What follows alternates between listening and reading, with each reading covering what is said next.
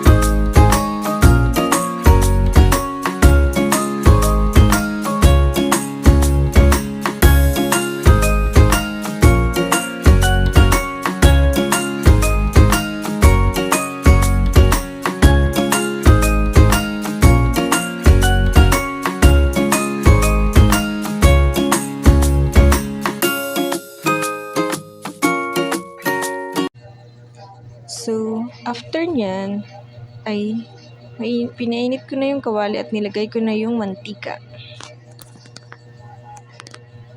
And sinunod ko na yung sibuyas. Ang lalaki naman ng sibuyas na to. Parang adobong sibuyas na ata to. So, ayun nga, at tutong na siya, nilagay ko na yung ating sitaw. Hinalo-halo ko lang siya.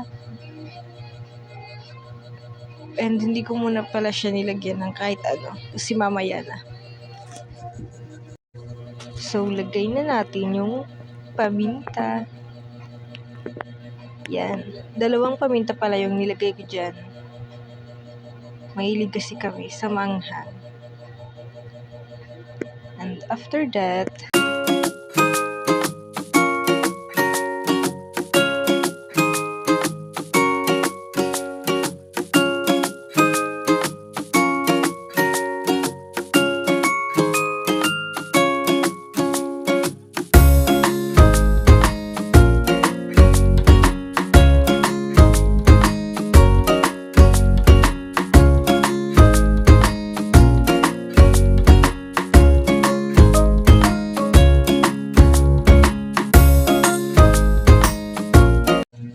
so nilagay ko na pala dyan yung sili.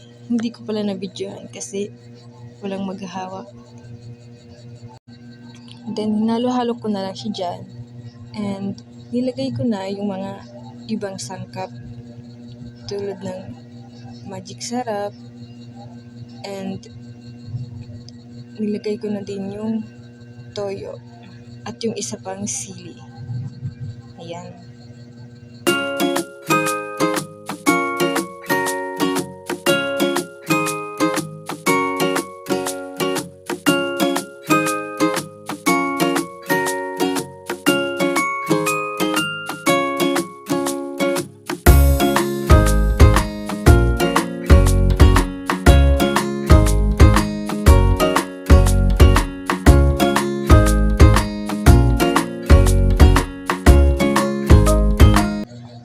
So, after pala namin kumain, ay naligo ako kasi manonood kami ng basketball. So, syempre, lagay muna tayo ng sunscreen. Feeling naman ito.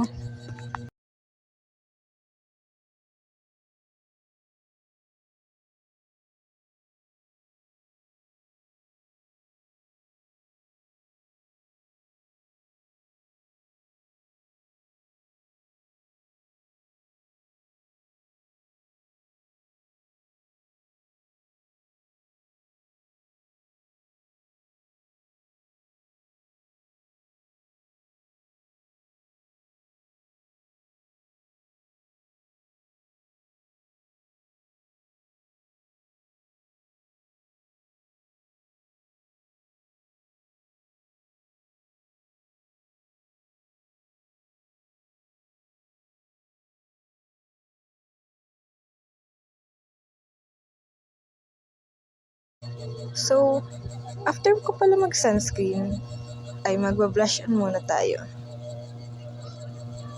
Ganun talaga, blush on is life. Ayan o. Ginagawa niya pa yung lipstick. More on 3-in-1 kasi siya. Pwede siyang sa eyeshadow, sa cheeks, and sa lips. Nag-promote pa nga.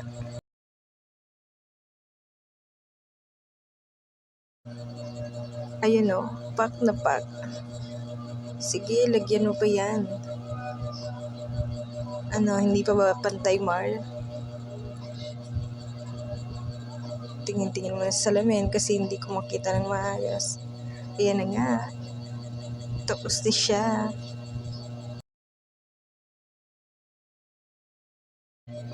So, ayan na nga.